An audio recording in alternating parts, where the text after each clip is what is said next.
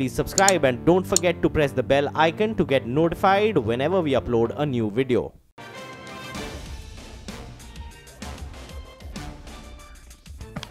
Very good morning. Welcome to Chartbusters. Well, the show we're going to highlight all the buzzing stocks of the day. We started on a strong note, but from the top, we have seen some profit booking.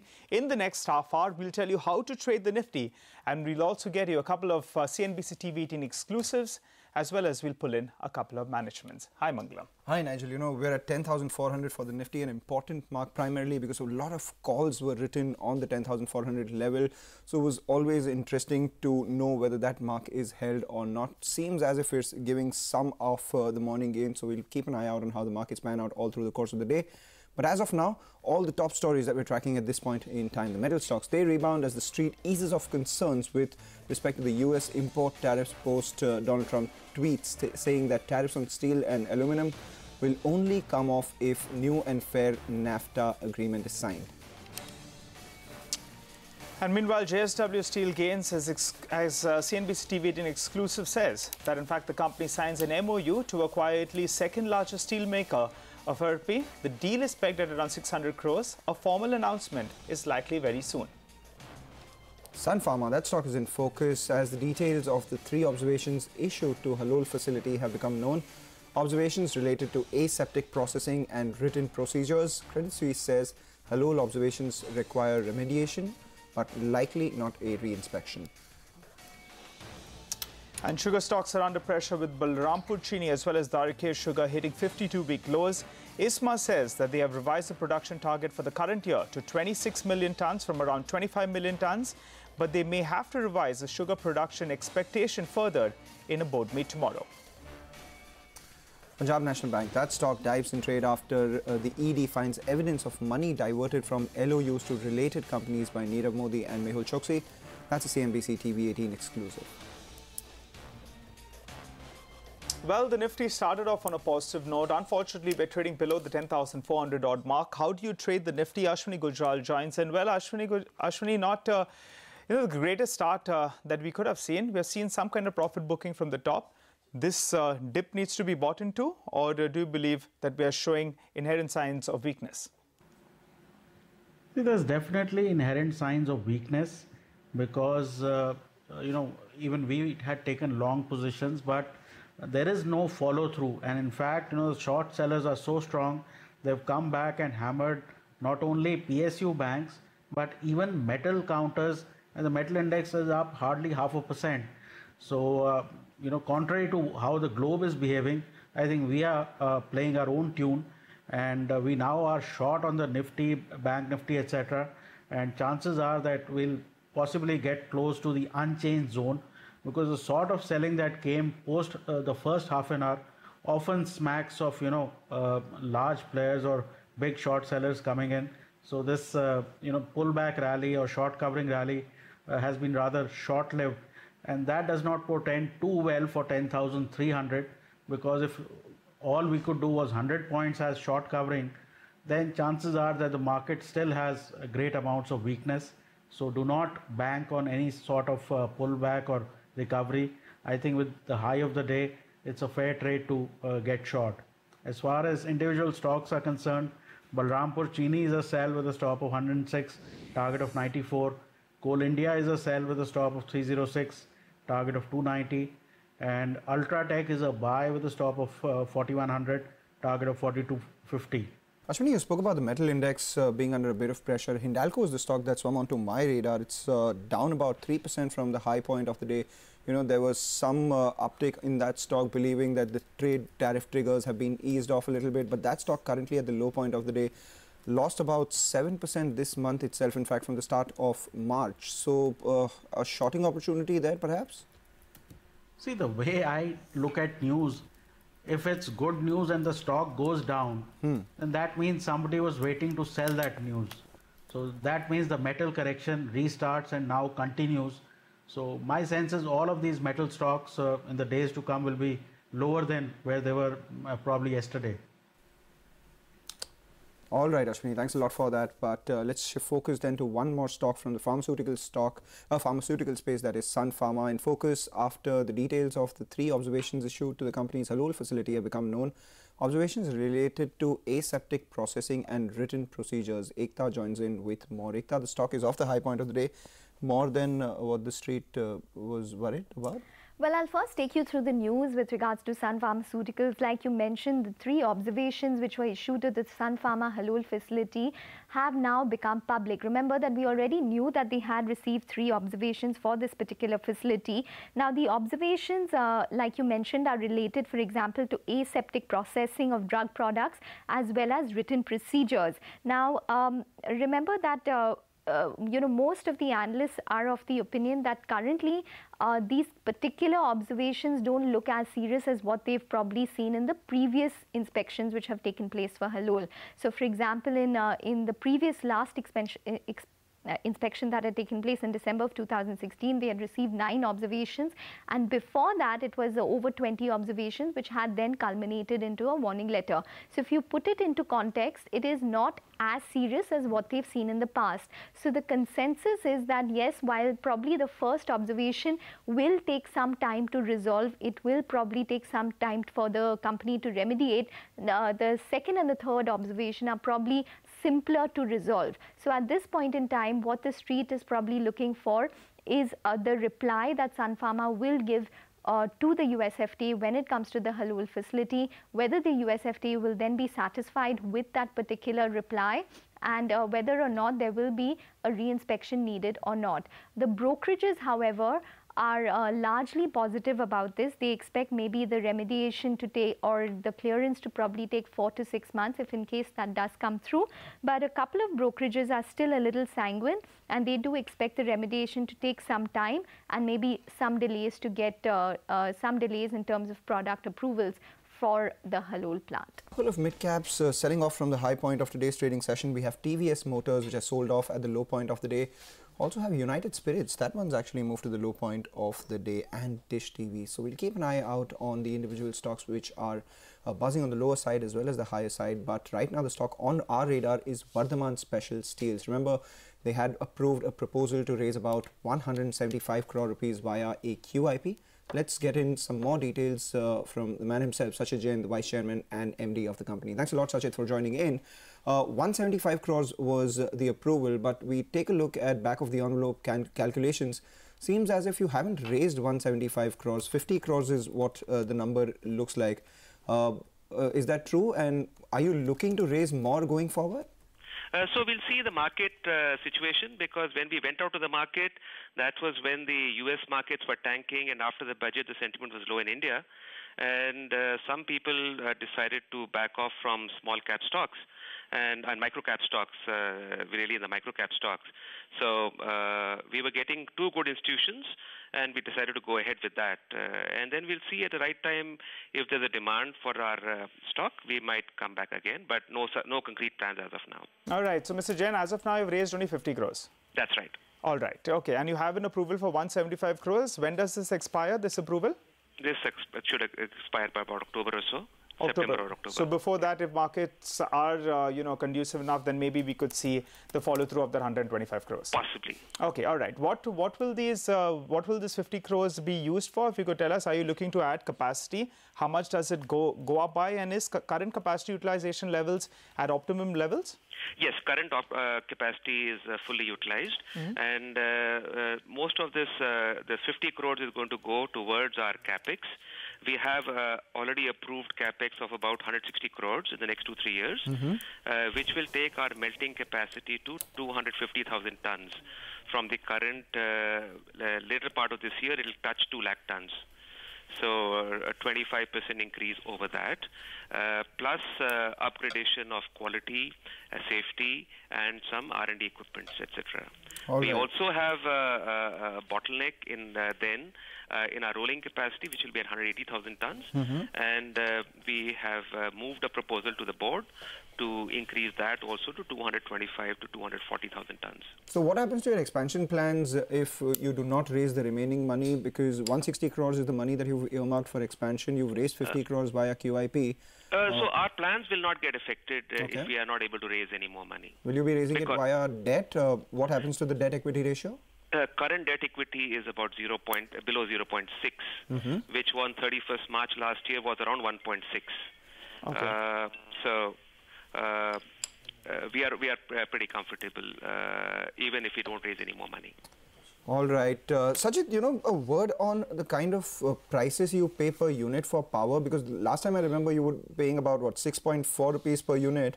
And then there was a tweet coming in from the Chief Minister of Punjab saying that they've reduced it to 5 per unit. Has that announcement come by? And what do you actually pay right now on a blended basis? The cost of power now is 5 rupees on the variable cost, and there's also a fixed component. So it comes out to around 5 rupees 70 or 5 rupee 80, 5 rupees 70 or 5 rupee 80 paisa. So how does that impact your EBITDA? So EBITDA, it should improve our EBITDA by about 12 crore rupees a year. About 12 crore rupees. And so that has started flowing into the books for the second half of this year, Mr. Jain? From January. From January onwards. So for FY19, we'll see nearly around 12 crores boost to the EBITDA because of these lower power per unit, correct? That is one. Okay. But also we need to see that, so it's already begun in the fourth quarter. But in fourth quarter, as you saw, the raw material prices are continuously rising. Yeah. So fourth quarter results will be a little inferior to third quarter. Okay. Because the prices were set, as you know, every 6 months.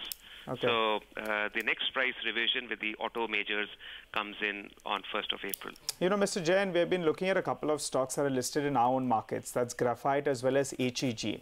Now, they produce graphite electrodes, which we believe is a raw material for you. If you could give us a sense, how have prices moved, in the recent past? And if you could give us a ballpark number of what are the current prices of graphite electrodes on a per ton per kg basis? So from May of last year till now, the prices have gone up roughly 6 times. Okay. So current prices are about 950 or 1,000 rupees a kilo from April is what we are expecting. All right, 1,000 rupees a kilo is what you're expecting from April. How much does that account for in your total cost of goods sold? And now that is increased 6 times, do you expect further revisions there? As of now, the prices seem to have plateaued. So this is about roughly 4,000 rupees per ton for us. So, just to get that point, you're talking about 950 rupees to around 1,000 rupees on a per kg basis. Per kg of electrode. Yeah. So if I convert that, it comes to nearly around $14,500 on a per ton basis. Correct. Is that correct? Correct. All right. Okay. We were getting brokerage reports which suggested what about 10,000, 11,000 thereabouts. So yeah.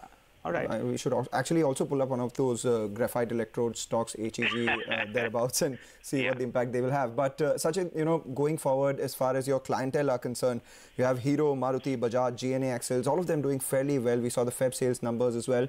And with the revision coming by on 1st April, what kind of revenue expectations do you have up until FY20? You have some capacity coming in FY19 as well. So I don't track revenue really. I track EBITDA per ton, EBITDA numbers and volume, because prices can go up and prices can go down if raw material prices come down. So I expect in the next 3 years' time we should be able to first put up that capacity of 250,000 tons of melting and 225,000 tons of rolling, and then it'll take a couple of years to fill that capacity up fully. Okay. So 3 years from now we should be at full capacity again at 225,000 tons. And EBITDA per ton? EBITDA per ton we expect around 5,000 rupees. 5,000 rupees. All right. Thanks so much, Mr. Jain, for joining in and giving us all those details. Well, I'll be looking at HEG and graphite very, very closely actually, Mangalam, because the street is working with a number of around $10,000 to around $11,000 on a per ton basis. As Mr. Jain told us that in fact, the prices have gone up by 6x. That is known. But what is really unknown is this particular price. $14,500 per ton. Sustainability of this number as well will be quite interesting, because that it's a big number in comparison to what the street is working with of around $10,000 to around $11,000 per ton. We'll try to get the managements of HEG as well as graphite, but they don't talk to media very, very often. But this in fact should be good news for both HEG as well as graphite, and we should watch out for both these two stocks, because the number he's quoting at $14,500 per ton, that's really going to hit other steel producers as well, but it's going to be good news for both these two companies. So we'll keep an eye out on that, but as of now we're also getting in some lines as far as Reliance Infra is concerned. The Delhi High Court has upheld the arbitral award of 3,500 crores to Reliance Infra. The stock's still sitting with a gain of about 1.75%. We'll keep an eye out on details out there. A pair of a flare seen there. A couple of stocks in the broader markets that are slipping. Kaveri Seeds, I remember the stock trading in the green with a gain of around 1%. That's done a U-turn. So just pull up the intraday chart over there. Syntex Industries as well. That as well has slipped a tad bit from the high point of the day. And even Apollo Tyres is now down close to around 2% in the last 30 minutes. So you need to keep an eye out on that one. So just keep an eye out on those stocks. Well, from Cogencies, we have got some news that Supreme Court says the release of around 34,000 tons of iron ore to Vedanta in Karnataka. So that's good news, small quantity, but we'll have to see in what context this was, why they were not allowed to release it in the first place. So they've stayed the release of this 34,000 tons of iron ore. It's a rather small number in comparison to their total capacity. Remember, in Karnataka, Vedanta has a capacity of around 2.3 million tons, and 34,000 is a rather small number, but you'll have to see in what context did this come about as well, Manglam. That's right, Nigel. So we'll keep an eye out on that. Meanwhile, we'll also focus on the metal space, continue our focus on the metal space. NMDC, they've cut domestic iron ore prices, iron ore fine prices for this month by about 3% and 4% for lumps. This is the first price cut after cumulative price increases of 34-35% from November to January itself. Earlier, we spoke to Mr. T.R.K. Rao this morning, the commercial director at NMDC. Listening to what he had to say with regards to these price cuts. The correction was necessary primarily because we wanted to improve our volumes. We had a very good volume growth till Q2, and in Q3 because of a major accident there has been a decline in volumes. So in Q4 we wanted to make up the volumes and better our last year sales. It was primarily meant to increase the volumes. We had to undertake the slight correction. So in last Q4 we did around 9.8 million. Now if we cross about 10.5 million in this quarter, I think we should be able to better our last year's sales. All right, then let's move on. President Donald Trump's decision to impose tariffs on steel and aluminum exports sparked a bit of fear as far as global trade is concerned and potential global trade wars. So here's Kenneth Rogoff in an exclusive conversation with CNBC on what he makes of this and the impact that this could have on the U.S. economy. I tend to think we will see a version of this tariff, but I'm not sure that there's more to follow. He has to do it for his base. And let's not forget, if Bernie Sanders were president and possibly the next if there's a Democratic American president, they're going to want a very similar thing. Their base is screaming for it. So we're going to get it, but I don't necessarily think it's going to turn into a trade war. It's quantitatively not that big in the United States. Well, with the harsh summer expected this year, ice cream majors, they're expecting to clock a whopping 20% volume growth in the period between April as well as June. Which categories will drive this growth? Priya Seth joins us on the phone line. Priya, what's the flavor of the season? Well, absolutely. As the mercury rises, there's likely to be a lot more demand for ice cream. In fact, what we learned from our sources is that ice cream majors are eyeing a 20% growth in volumes this summer. And volume growth is expected to be led by premiumization, new launches, as well as better cold chain infrastructure in smaller cities. And to cater to this appetite, companies are going ahead with a large number of launches. They expect premium products to see good traction in large cities and small ticket impulse purchases doing well in Tier 2 and Tier 3 towns. Amul, we learn, is looking at 8 to 10 new launches this summer, while Dalal is looking to launch about 15 products this year.